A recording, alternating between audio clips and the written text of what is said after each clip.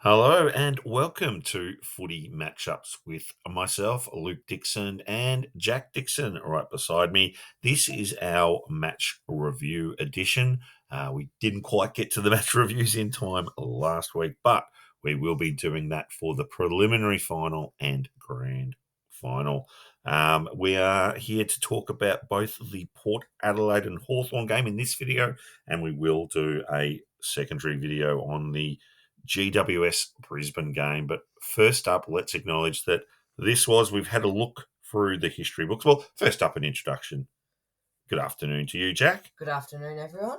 All right. And we think that this is quite clearly the best semi final weekend since the final eight has been introduced. Yes, I would have to agree with that. The other years that were up with it would be 2019 and 2014. Yeah. So 2019 was when Geelong beat West Coast, in the year where Richmond won.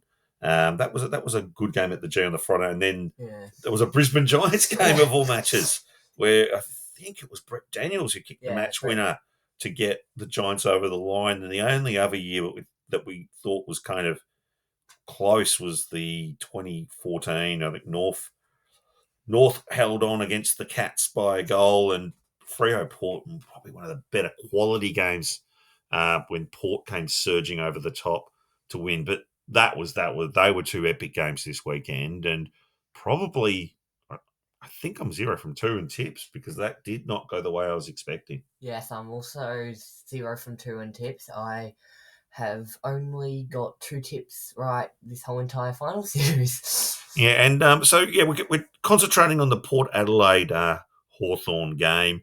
We're going to have a focus on the players. We wanted to have a quick overview of the game, but we have ranked all 46 players. We're in slightly more disagreement in the Port Adelaide Hawks game than we were for the Brisbane Giants, which we'll talk about in the secondary video. But we did want to have a quick chat about how Port did that. I mean, their attitude, I couldn't believe how bad they were against the Cats. And full credit to the Cats, they played well, but it really was a different team this week. They were so much better than last week when they against the and against the Hawks, who I rate as a better team than the Cats. But we'll chat about that in a minute. I couldn't believe how different Port were. Yeah, definitely they changed their mindset. They changed how they played to suit the game. They showed up wanting to beat Hawthorn and showed up with a game plan of how to beat Hawthorn, and it worked. Yeah, I think that was probably that they did seem to have put a bit more thought into let's beat Hawthorn rather than I think that Chris Scott definitely outcoached Ken last week. However, I do think that the attitude was just woeful. They'll never say it, but I really do think that Port last week thought they could just turn up and they just win easy. I really think that when they heard Tom Stewart was out, they went, rock up. This will be your piece. Absolute walk in the park, piece of cake. And it was the opposite. Like the Cats were turned up, fired up. They were the hunted. Whereas this week, the Power weren't the hunted. It was very much the Hawks were the hunted. And it is very much the hunter who's got the job done in this match. So yeah, Port will be they're the hunter again next week, but I just thought it was just the attitude and the players. It was the lesser lights who did it. It was when we go through these player rankings. The top three of the Port's best players, you would not have picked in a long way to be on that list as their better players. Yeah. So we'll have a look at that. And I had 6 of the top 10 players on the ground being Port Adelaide players. They were not the players I was expecting to pick, but we will get to that. Hawthorn was the best team, Jack. Was the best team in the competition just defeated? I was cheering for Hawthorn because I love quality football, and Sydney and Hawthorn were the best two sides in the competition remaining before this semi-final week, and now Sydney are the one great side left in this competition, in my opinion. Yeah, I really I think Sydney are definitely the best team in it. The question is, have they been found out, and can teams shut them down? I just yeah, it's so hard to win from outside the top four. Had a chat with a friend earlier today who said, "Nah, Hawks, that's where they are. They're a sixth place team." I disagree. I think if you have a look through their results, they've been very very much. Um, yeah, but they destroyed North Melbourne. Now I know North Melbourne aren't a great team, but they won by 130 points. Like that Yeah. was insane how good they were. They made the Bulldogs, who again, who I thought were playing, I thought they were the second best team in it, and they made them look so ordinary. They were all over them. I it's just so hard from outside the top four. Um, they will rue during the season two games, the Port Adelaide game and the Giants game.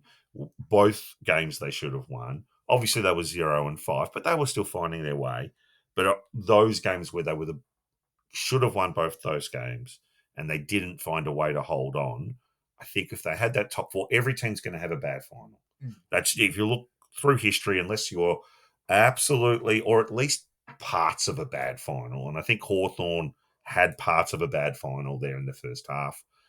They hung in, a couple of posters that could have got the job done to get them over the line. They just, for me, they just needed to get through the one final where they weren't at their peak.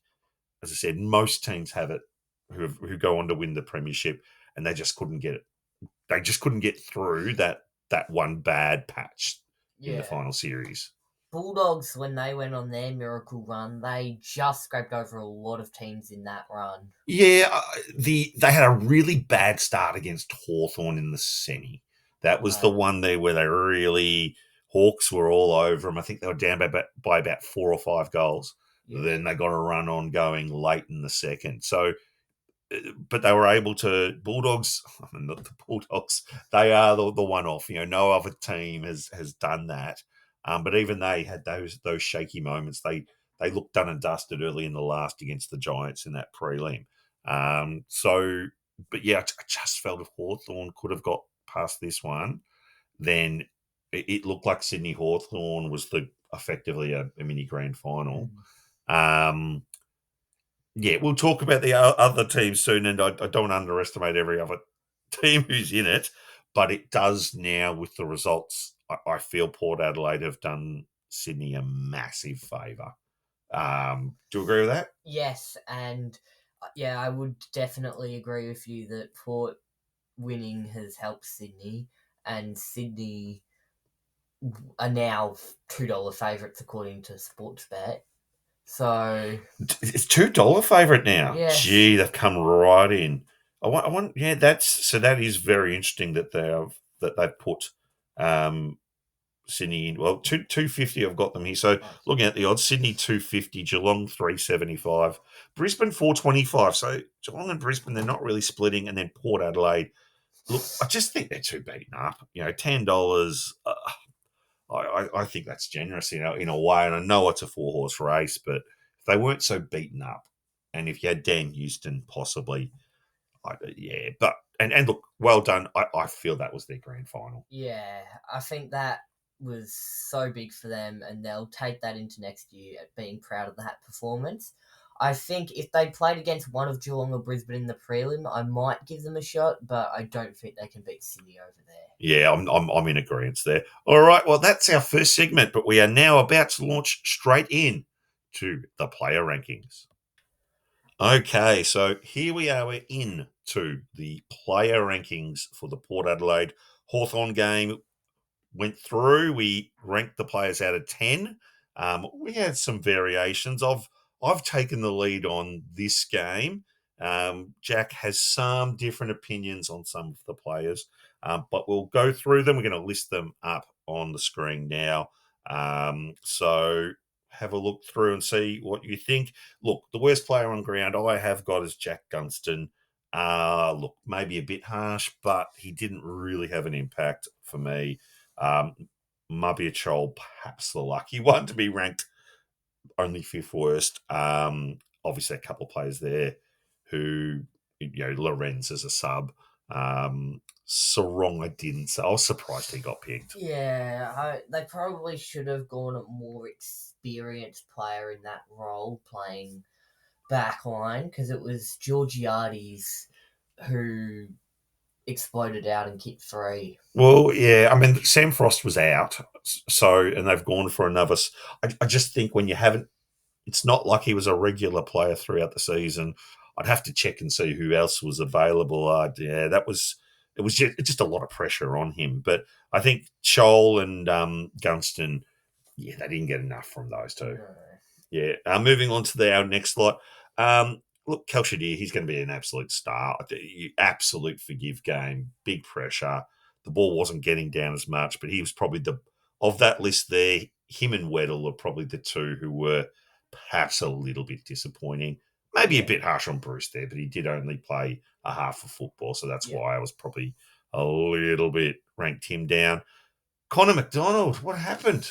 Oh, well, I was there at that Hawthorn Bulldogs game and he was incredible. Like, he was one of the best on ground in that Bulldogs game. I'm not sure what happened. They shut down a lot of the run and gun of Hawthorn. Yeah, look, these guys are going to. I've got them as the team to beat next year. I think these guys are only going to get better. But he just been so good until now. And I'm just trying to pull up McDonald's stats. So just the 10 possessions. Yeah, he just been like he'd almost been their best player in the last few weeks. So kudos to Port for shutting him down. But again, I wouldn't be too harsh on him. Will Drew. Now I've got him way down at 33. Now I actually gave him. I'm just looking. I gave him a ranking out of 10 and I thought this was high. I gave him a 4 out of 10. Now that might seem harsh. He did a lot of good things, but Yeah. there were two unforgivable errors for me that to to kick that ball away when it was clearly a ball up, and then for the ball to transition up. Like Port had worked so hard. They basically had the game won. And to just have that massive a brain fade, I probably went a bit harsh on him. What do you think? He's not a very experienced player. He is an Is he? experienced. He is an He only experienced. played his 100th game a few weeks Yeah, ago. but that's 100 games. We're not talking about and a player who hasn't been around long. I mean, Will Drew, he's 27 years old. So, 27. or 20, sorry, 20 25. Beg my pardon, my maths is off. But 25, he's played 100 games. That you've got to be better than that. That was just there were two instances of just ridiculous actions that nearly cost them the game. And so, Yeah. but look, he's a good player. He did do some strong things, but you thought I marked him down a Yeah. bit much. I think he did put a lot of pressure on and he did lay a few important tackles like he always does. So I would have ranked him a bit higher. But Okay, yeah. Look, on the next list of players, look, perhaps a bit harsh on James Warple. I just yeah. felt he took on a few occasions. He really tried to take on Port players when he just needed to move it forward. Yeah. It's just that bit of football sense. I think Meek's been amazing this year. I thought he had. I thought he was smashed by Sweet. Yes. He was smashed by Slater. He wasn't close to competing with him. And the ruck contest is a massive part in AFL. It's one of, if not the most important position on an AFL ground. So for him to be smashed like that really hurt Hawthorn. Yeah, and I think it gave him helped Port get that centre clearance dominance. But we'll talk about Sweet. I couldn't believe how well he played. He was fantastic. Dan Brosio, I thought he was solid. I mean, I don't know if the game it wasn't that open game of footy, and I think not his best game, but I wouldn't be too harsh on him. Dylan Moore perhaps was a bit nice, generous with Yeah. him. I thought he was solid enough. I think I gave him a 6 out of 10. I thought his game was.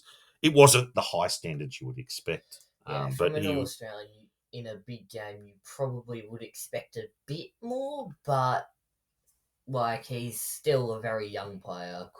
Has a lot of time to improve. Oh yeah, and look, he's a quality player. He's already a jet. Ginnivan, I thought, look, some of his defensive stuff at times, but he kicked a couple of goals. I think he missed a crucial one. Yeah, When he did, he he went for a snap instead of the drop punt. and look, Jack and I are Collingwood supporters. So yeah, and I know, but he had a snap in the grand final last year from about 40 out, and it was like he needs to learn he has to back himself in because he's not a Yeah. bad drop punt. Those shots from too far out, and he didn't make the distance. He Mm. barely. I think that's one thing he needs to improve on. Perhaps his pre-match comments also. Look, I actually, Third forward on. look, it's that whole Yeah. thing of I think emojis are there for a reason. Put a winky face or something just to kind of keep it a bit light casual. You're using it as ammunition for the opposition. Um, your thoughts on it? Look, to be honest, I thought it was quite distasteful that they were yelling out comment. And I think the Sicily has said it that he regrets yelling out while carrying Bruce off. Bruce Yeah. is a champion. Like you can say you can think what you want about Hawthorn. Bruce is an absolute star. 300th game. It was such a shame that got taken away. All Mm. the rest I actually don't care too much about, but I was really disappointed for Luke Bruce. Yeah, I felt bad for Luke Bruce, one of the champion forward pockets. What he has done for that Hawthorn club is incredible. Yeah, so Sicily probably shouldn't have carried on during that, Yeah, but and he's admitted that that, was his and regret. yeah, And yeah, the rest of it I actually didn't mind, but I know it does seem by no shock to be all the Hawthorn people who seem to be angry. yeah, Dermy, Luke College, Jordan Lewis think they can probably suck it up a bit and move on. All right, moving on ourselves. Oh, but one last comment on the players on this list. Darcy Byrne-Jones, I think he worked better as a forward. yes, I think he is a very good forward. Of course, broke Hawthorn's hearts Yes, he last time they did. played in the home and away year. He did, which such a big impact. You look back at that game now; it was a huge result in terms of importance of top four finishing. Yeah, But yeah, uh, it will be interesting though. I thought halfback flank would have been the spot to go to with no Houston, but we'll get to the man ranked number one in a moment. yeah, because Hawthorn would have been second if they had have won that game. Yeah, and that's the thing. It's such a huge result. You look back on both the Port Adelaide Hawthorn games; they were such defining games of the season. Moving on to the 16 to 20 grouping. Look, I had a Lear at 20. I thought he was did the solid job. He was a bit gave away a free to Deer in that first quarter, which is a bit unnecessary. But otherwise, I thought he did a good job. Jones, I thought did a good job running. He's run catch. Sometimes his possession was a bit of an interesting one. Horn Francis, I thought overall did well. He clearly got some banged up and a few injuries. Mm. Bergman just rock solid down back, and Zach Butters. Look, he's not at full fitness, but he a bit like Horn Francis. He just battled hard and the crunching in and under and stood up at key moments. Yeah, there was a lot of just crunching from their midfielders and more intensity, just going in hard and wanting it more. So both those players who weren't at full fitness were able to shine. Yeah. Okay. Moving on to 11 to 15. Geez, the number 11. Number 11, you probably take away one of those ones and make it number one if he kicks that goal. He almost turned it. I thought he worked his way into the game. Probably a bit harsh at 11, but he didn't nail it. He didn't nail the goals they And he were missed hoping. two. Yeah, I mean, look, but he's missed two shots. And you think about the Brisbane game. Danaher nails two shots, and we put him very high up because of it. So I Yeah. think it definitely does have an impact. I probably, as I said, you could have make a case he was number one if he'd kicked that goal, Yeah. but he didn't. All right, moving on to the top 10. I was not expecting. In fact, when we did our first podcast the other week, and I think I got it's Logan Evans. Y- yes, Logan, yes, yeah. oh, he was fantastic. He was absolutely fantastic. I couldn't even rate him when we were trying to do our pre-game rankings because I didn't know enough about him. He was great. His run, his carry, yeah. I just thought he was outstanding. And he was the player. It was the likes of him who stood up. Where I couldn't see how Port were going to win the game, but it was players like Logan Evans who got the job done. Um, I had the Wizard at 9. Yeah, I Kick got three, three important goals. yeah, and it was they were under pressure. A lot of Mm, them too. He was great. You think I'm harsh on number 8? You thought he should have been higher. Georgiades, look, he yeah. 3 goals. I thought he was excellent. I just thought there were a few guys better. But what put the case for him being higher, Jack? Well, he kicked 3 goals, including the winner. So, and was those goals were pretty class, just clutch moments. So that's why I'd probably put him Yeah. at top 5. Look, I had Scrimshaw and McGuinness at 6. I thought they were both really strong, really excellent players who, especially Scrimshaw, yeah, he really kept them in it in that first half. I thought he was excellent. And McGuinness I wrote him off almost just a tagger, Yeah. but his pressure was outstanding. The top 5. Okay. Jordan Sweet, how good was he? I couldn't believe. I honestly, I just didn't think he had that in him. He absolutely gave 100%. His rundown of Joel was just. I don't know if he actually got to him, but the pressure he put on that in that last quarter that caused Joel to run too far. I was really impressed with him, and I thought that was going to be a big strength for the Hawks. Lloyd Meek over Sweet, and it was the other way around. Yeah, we were actually in our first video tossing up if we're going to go Sweet or Stanley, and Sweet won, and now we expected Meek to win. So obviously we're underrating Sweet a lot. Well, look, to be honest, Sweet got almost beaten by Reece. Well, he definitely didn't get on top of Reece Stanley. Yeah. He had that high possession, but not really having a huge impact. Number 4, Ollie Wines. His end of the season has been great. It's been back to almost that premiership form. Yeah. Premiership Brownlow form, I should say. He's been great. I thought his just ferocity around the ball was outstanding. Yeah, I'd agree with you there. Hey, just crunching in like the Horn Francis, like the Butters, their intensity this game is some of the highest intensity I've seen from a footy team. Yeah, I mean, Ollie went 10 tackles. So it was a game high. But just he still racked up 23 possessions. Clearance wise, he had 4 clearances, 4 inside 50s. Geez, looking at Will Drew, I'm maybe a bit harsh on Drew. 6 clearances, 6 inside 50s. I will concede maybe I was a bit harsh on Will Drew for his absolute brain fades, but so I'll concede I was maybe a bit harsh on old Will. Number 3, John Newcomb. What can you say? I think he could be the most underrated player in the competition right now. Yeah, unlucky he didn't make the All Australian side. Like he was so good for Hawthorn throughout the whole year. His goal against Bulldogs was absolutely incredible. Very good player. Oh, he's a jet. You can see why Hawthorn kind of went, yeah, do we need Tom Mitchell? And obviously it's worked brilliantly for Collingwood, but Newcomb's just come into his own.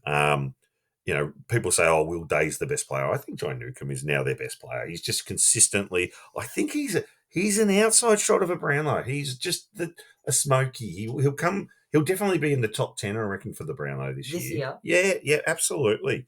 He's had a ripping season. Top 2, was not expecting to have these 2 top 2. And again, if we want to look at why Port won, yeah, sure, Horn Francis had a solid game. Rosie and Butters stepped up, but the game first up of Rioli, he was really, yeah.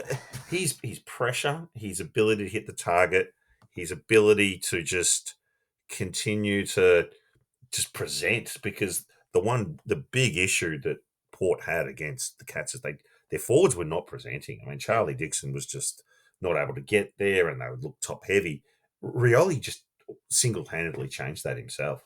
Yeah, he was not like he wasn't horrible against Geelong. He was one of the players that actually looked okay, but he was incredible. On paper, it might not look as incredible, but watching the game, he Well, set up so many goals and kicked well, two. I'm pretty sure. yeah, it's that goal assist, his ability to find space. Yeah, 2 goals, 15 possessions, but it was just that ability to hit up targets, find space, put pressure on.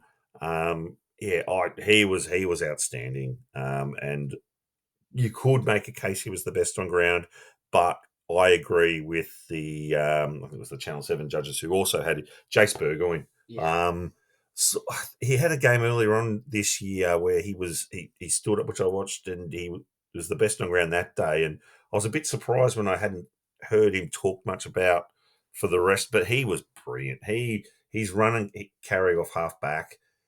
His general composure was fantastic. Um, yeah, they've.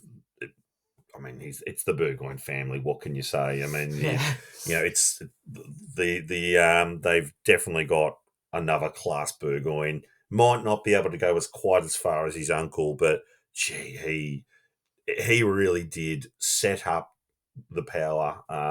And I think that it's taken them a while to figure out who.